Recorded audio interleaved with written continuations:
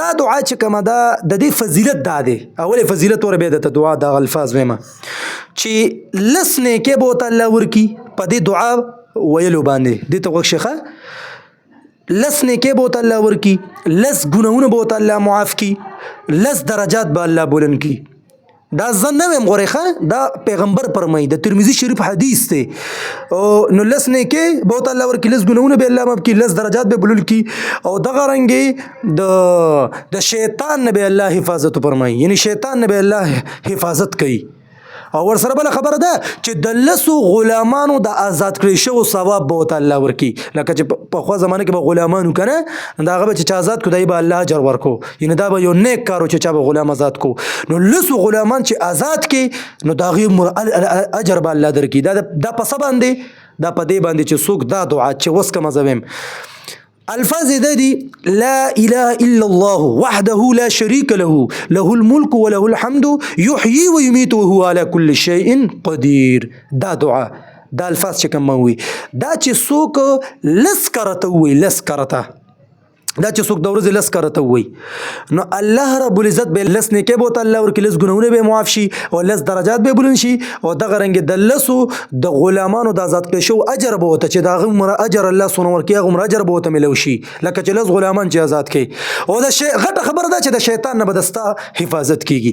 خو د دې سره بیا دا خبره یاد ساتئ چې ګوره په د دې دعا دا فضیلت بیان شو او دا ما تاسو ته ومي چې دا ثابت دي په روایتو کې راغلي دي او د ترمذي شریف حدیث دی. خو د دې سره دا خبره یاد ساتئ ته به الله دا هر څه درکوي. خو دا خو چې د چا ایمان مضبوطي که نه، لکه چې د چا خو ایمان مضبوطي اوس یو سړی هر ټایم ګناهونه کې لګي، نه د سارې مونځ کوي، نه د غرمې مونځ کوي، نه د مازدیګرې مونځ کوي، نه د ماښامې مونځ کوي، نه د ماسخوتنې مونځ کوي، لکه یو ټک کار نه کوي. او دې بس هسې مړه ماته بس دا نیکۍ ملویږي، دا زما دپاره ډېره ده که نه، سرمن به د نه وباسي. خپل مونځ او دس به کې حقوق الله او د حقوق العباد خیال بساتي.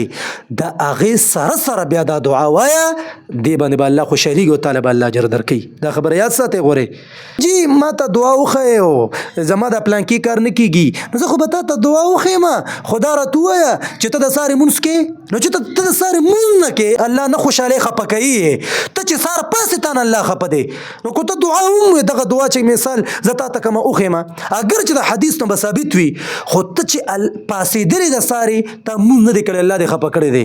بیا د غرمې مونځ نه کې، د مازدیګرې او د دې حقوق الله سره سره د حقوق العباد هم خیال نه ساتي که نه، بدبخت انسان او یو کار د سمې نه خوري.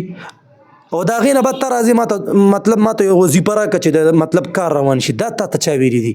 د ټولو نه غټه وظیفه دا ده چې د حقوق الله خیال ساته. بس الله چې درته کوم شیزونه پته فرض کړي دي د هغې خیال ساته. الله دا یاد ساتي که نه چرې به هم د ستا په کاروبار کې بې برکتي رانه شي چې ته د فرایضو ورسره دا یاد ساتي چې فرایض او واجباتو خو به بالکل خیال ساتي، خو د سنتو خیال به ورسره خامخا دام ساته کو چېرې ته غواړې چې زما په هر یو شیز کې برکتي.